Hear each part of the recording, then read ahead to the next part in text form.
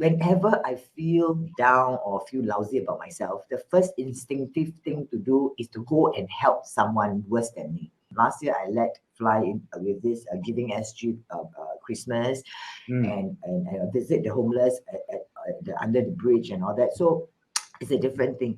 But what I want to say is that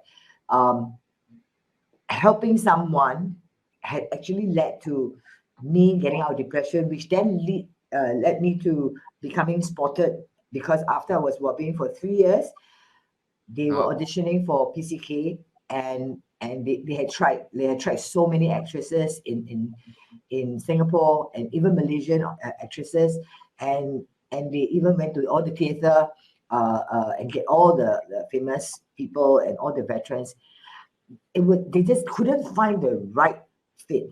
And I went to the audition because I was doing the lobbying for another sitcom where they all turned to me and it's like, oh my God, I think the character talks like you. Dad. Who talk like me? And then they said, what are you doing tomorrow? Then working. At that time I was selling insurance. I said, but they said, what time are you free? I said, usually lunchtime and dinner time I go and meet clients. Then in between there's a window slot like 3 to 5. Then they say, okay, can you come down tomorrow? And they give me 2 papers.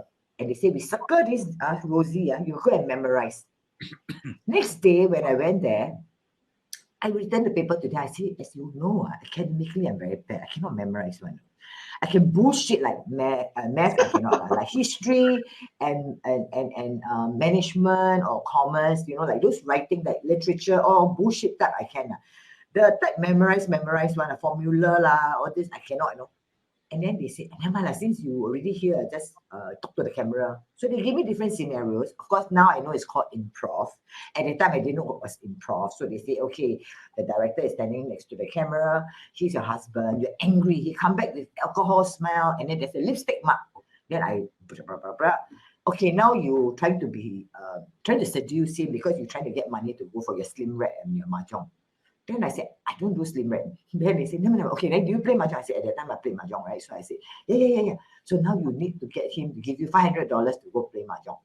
So I didn't know it was improv, so I did it. And then the next day they called me, they said, oh dear, we have good news and bad news for you. I said, what is give me the bad news first. Oh, the bad news is you start next week. Wow.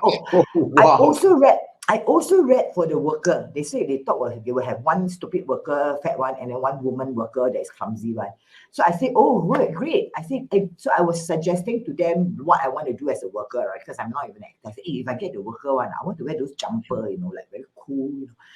They say, no, you didn't get the worker. That's the good news. Then, no, that's the bad news. They said, what did I get? Then they said, oh, you got the wife. Wow. And then I'm like, are you serious? I said, okay, this. Then they said I have to go to the TV station reception to collect my script. When I went there, it was 2 books. Okay, it was two episodes. And then I said, excuse me, I cannot do 2 pages. You give me 2 books? Are you all right? And they said, no. The first episode, we will take our time. We will rehearse with you for 2 weeks, and then we will shoot. And then we will not shoot in front of a live audience yet. Only the 3rd act onwards or 4th, or a few acts later. Then I went there, and then that's how it started. So I didn't expect it to last so long.